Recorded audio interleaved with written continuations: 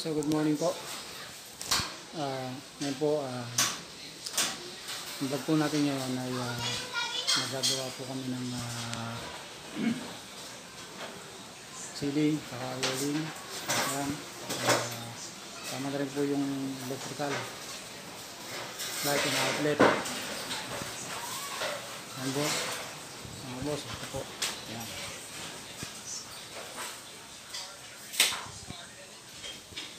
Mga boss,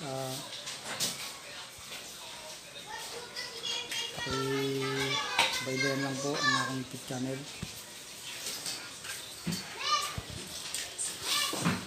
Sa mga baguhan dyan,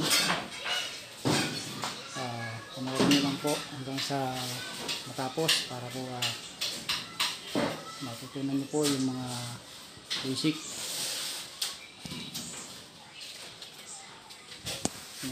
na kakabit ng metal stud tsaka double pa rin. So mga boss, tutukan nyo lang po hanggang uli para po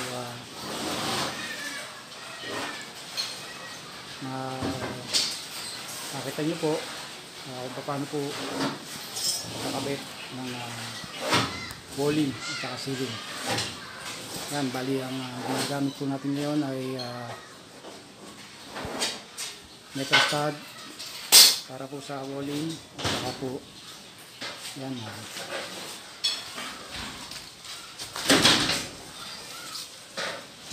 plywood, malampot. So boss, ngayon po ayan, kabitan na po namin yung kabilang dingding. So boss, ito po yung metal stud. Ayan. Ito na po yung pinabit na isang buong plywood. Sunod na po itong soroho. Soroho po ito.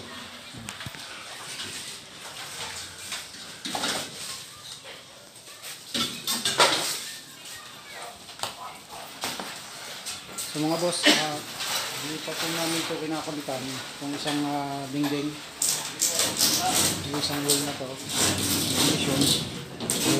papasok pa ho kami mga gamit tulad po nung loop bed. Yung loop bed po nun ay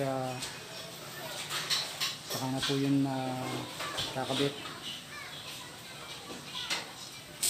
Step by step lang po. Papasok lang po namin siya bago po namin ito dingdingan para po hindi na po siya maiwanan. Hindi na po kami nahirapan pasok na mga gamit para po sa tulugan sa lubeg. Tapos suko nyo lang po. Salamat po.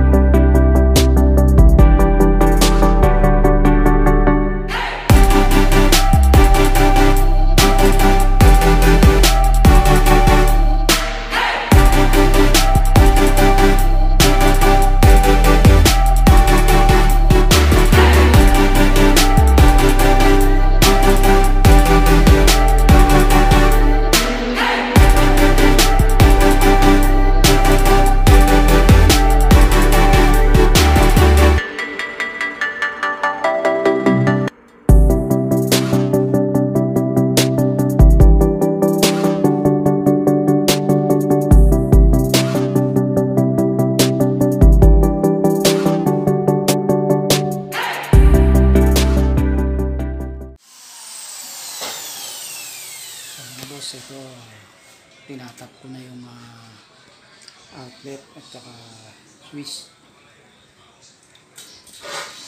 Ayan, boss. Yung switch ng outlet.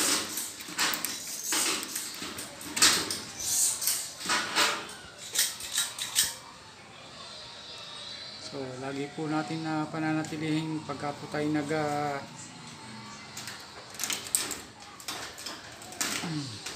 ng electrical lining, lagi po sanang naka-off yung breaker kung sakaling tatap na po tayo sa linya. Bali ito, dito po muna siya tinap. Nais ko lang po muna yung mga layout ng switch. Ito switch mga boss, sa switch. Ito sa ilaw boss. Oh, ito yung nakasabit sa kesame. Ito yung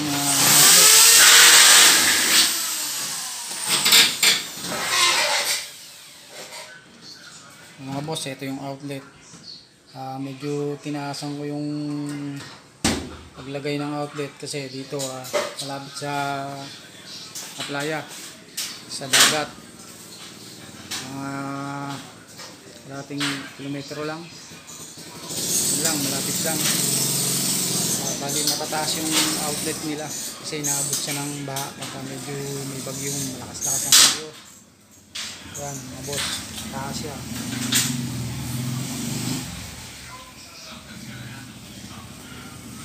Bali 1 meter ang tinaas mula flooring hanggang outlet, 1 meter.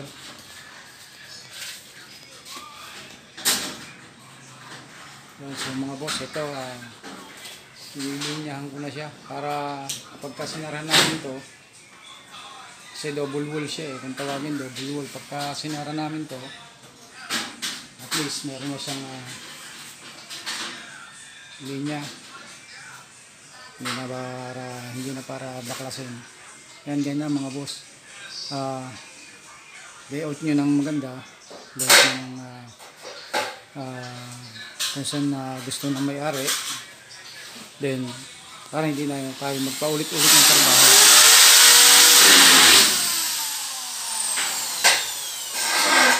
Yan, kasi naisara na yung kabila. Lalagay na yung wall dun sa kabila. Kompleto na yun. Kompleto na yung kabila.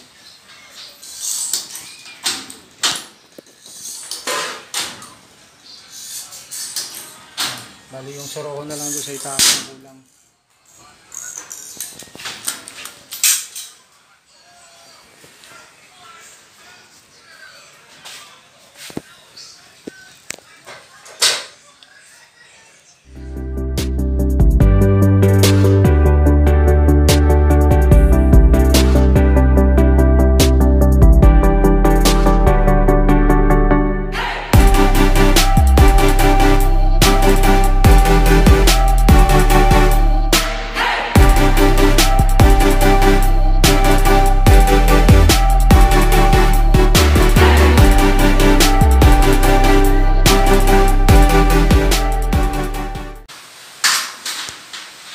So guys, ito yung natapos namin isang araw.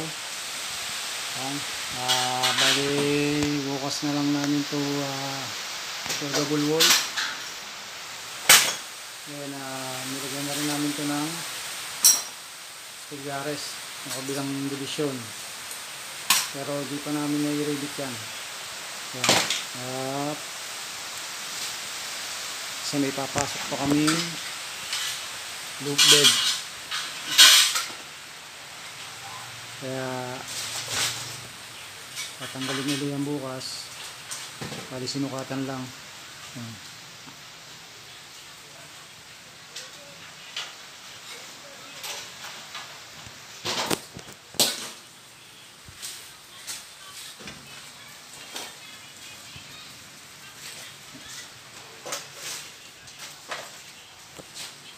Gabit ko na yung outlet. Switch.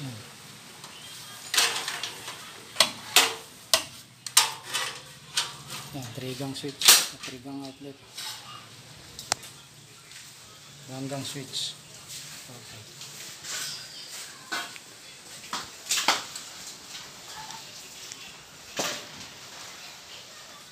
So guys, good morning. Ito na tayo po. So guys, pinasok na namin yung bed. Ito po yung bed na ilalagay sa area na to. Ito po yung hagdan. Re-reprint po namin.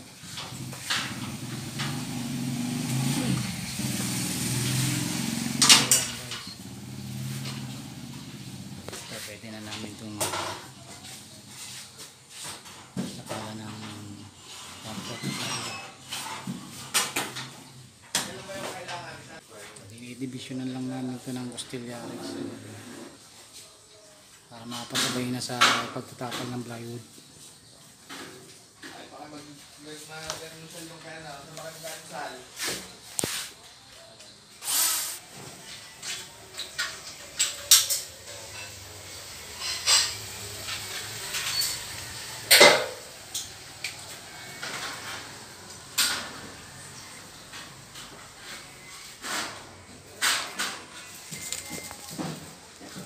Boss, ito nagpadagdag ng pin light para sa 4 na sulok. Tapos may dalawa pang pin light din, kahiwalay siya, kaya dadagdag ako dito ng dalawang switch.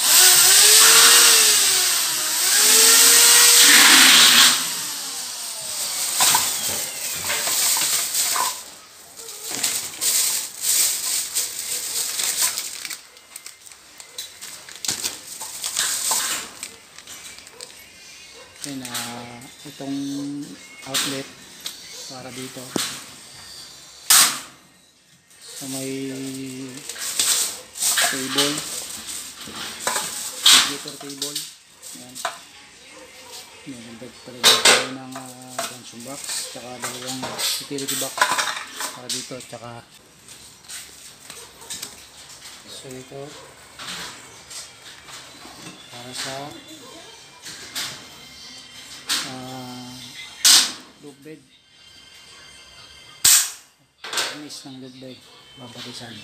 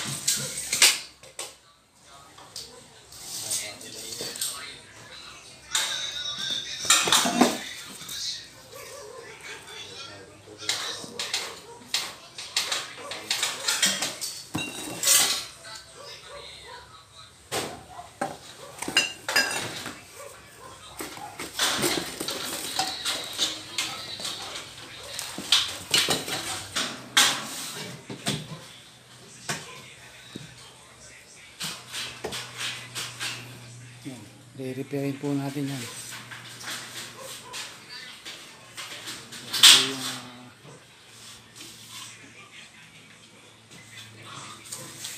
Ito po yung loop bed. Iyahan po natin yan dito.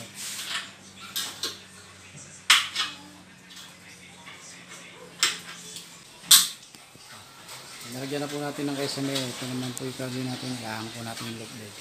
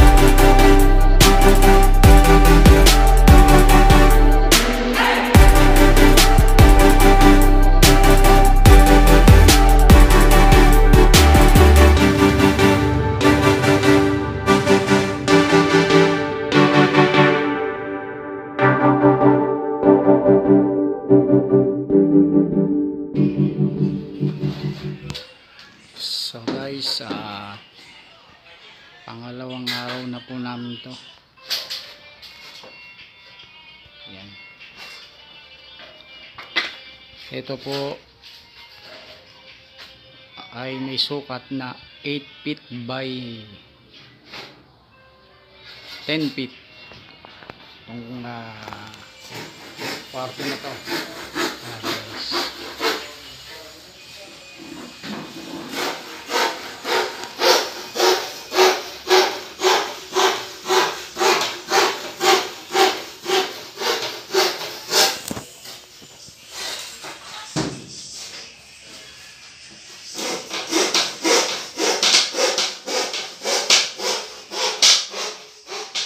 Guys. So guys, yung loop bed tsaka po yung hagdan ay natuloy na rin po na may-ari. Pinakakabit na rin po yan.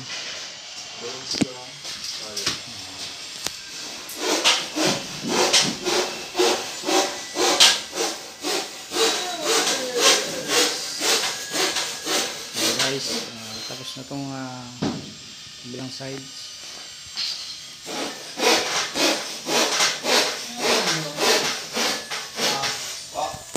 Lang pero sa itaas. Alhama po yung isa. Dalawa po bukas sa isamihan na yan. Po anak sa una, yung segundo anak sa pang-apat. Ito pangalan nila. So guys, panoorin niyo po ito hanggang uli. Yun lang po yung aking link sa inyo para matutunan po. Alhama. Matutunan po. Kami naman po, kung magkaroon ng malaki dati, pinsan, kasi labinya kayo, di ba? Simpleng paggawa po Kami ng naman binyas. polling divisions. Hanggang ceiling po. Sana rin po yung writing outlet. Opo, Victor naman po mga papa ko. Mga boss, ito ang ginagamit nating blind rivet.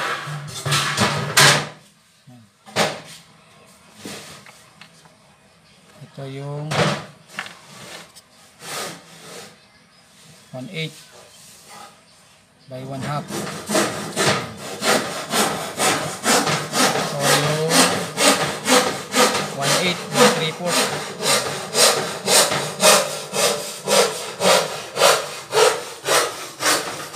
Ito yung ating repeater.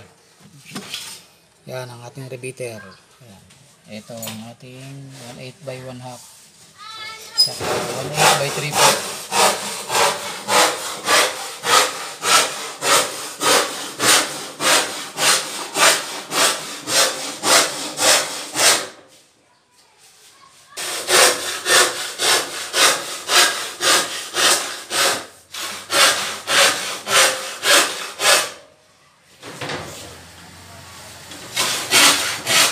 Nilalagyan namin yung mga suro sa gilid. So, tsaka dyan sa taas na laang. Dali bukas, mga 3 araw, magkesame na kami.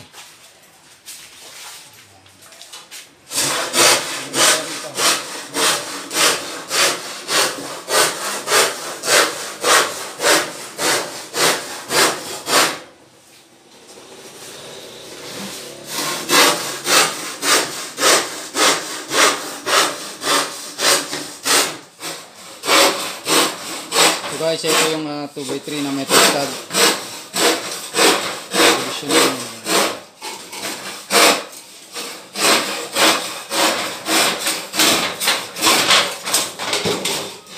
So ito yung ginagamit ng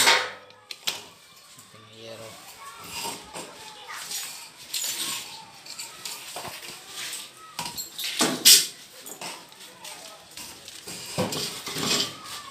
Ito naman yung aming resame. Steel paring. Double paring yan. Tawagin yan. Steel paring.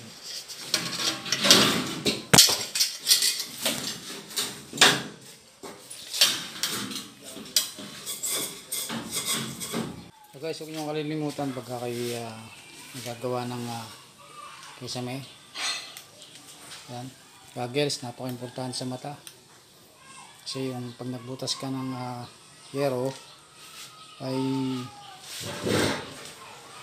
babaksakan ng mga birota na bakal. Yun, bali masakit sa mata yun, hindi na matatanggal.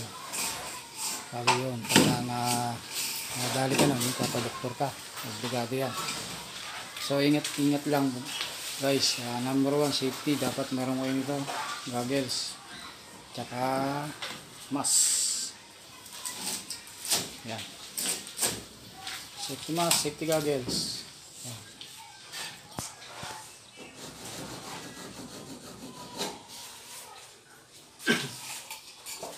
So guys, bukas ko palaliwanag sa inyo ito yung gagamitin natin sa Sesame. Yan. Ito kung tawagin to ay wool angle. Ito ating mga pang-Sesame. Yan. Yan, balik bukas palaliwanag ko sa inyo yan kung saan ginagamit yung mga na metal paring, frying channel, wool angle, at saka ito. Ayan. Ito yung tinatawag na clamp.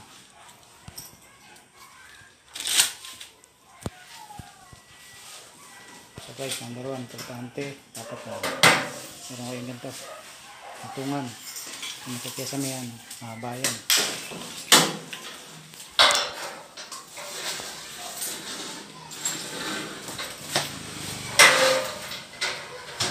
Morning mga boss, pangatlong araw na po natin.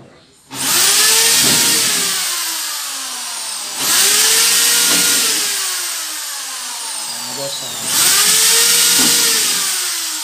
bali kakabitan po tayo ng auxiliaries ng pagsisiling.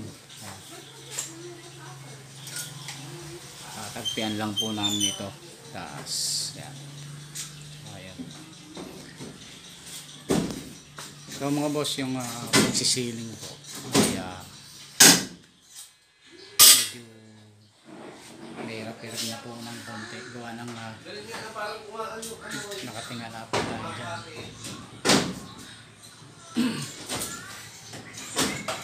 So mga boss, tukan nyo lang po yung aming pagkagawa para po kayo ng ideas sa mga step by step na paggawa ng Sesame.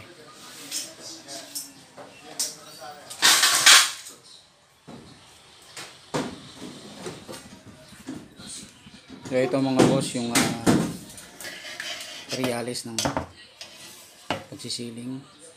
Ayan. Ito yung metal paring, double paring yan. So again, metal paring. Ito naman yung 1x1 na wool angle. Wool angle yung pang-sidings. Yan. Ito yung carrying channel. Yan. Carrying channel. Ayan yung nakabitan ng clip. Then, dito rin tayo kakabit ng pang-hanger. Then bali, ang ginagamit po natin ay naribit ay pag magpaparing pa po tayo, ito yung 1/8 by 1/2.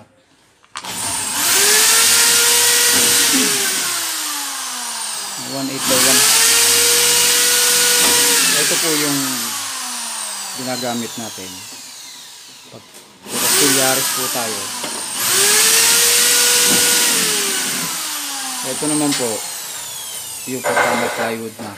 Pag magpa-plywood na po tayo, ito yung gagamitin natin na 532 by 3/4 or pwede rin po 1/8 by 3/4. Then ito yung ang panghanger natin, panghanger. Pero sample yan. Ayan. Tapos dito po ikinakabit yung channel. So mga boss, mamaya makita nyo po yan. Tukan ko lang po yung aming pagkikesame.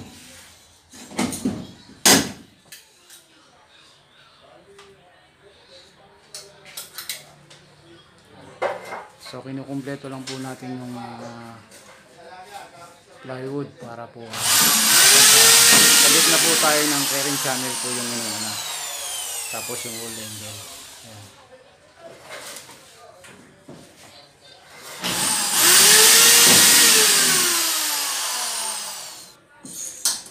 So mga boss, may iba't ibang klase po tayong ginagamit na pambutas. Pag po tayo nagkostilyares, ginagamit po natin 1/8 by 1/2 na blind rivet. Bali ito po yung pambutas. Ito po yung pambutas natin. Metal drill bit na 1/8. Then pag po tayo nagkakabit nito, ito po yung wall angle.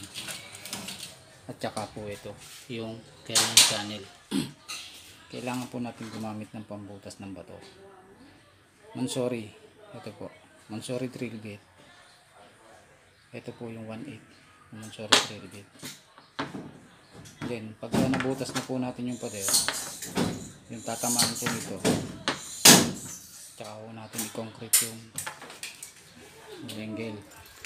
Unahin po natin yung hanger. Ito po. Ito yung channel. Then i-level po natin sa pamamagitan po ng level hose. Pag na-level na po natin, yung palibot po ng ating pulling. Yan. Pag na-level na po natin, then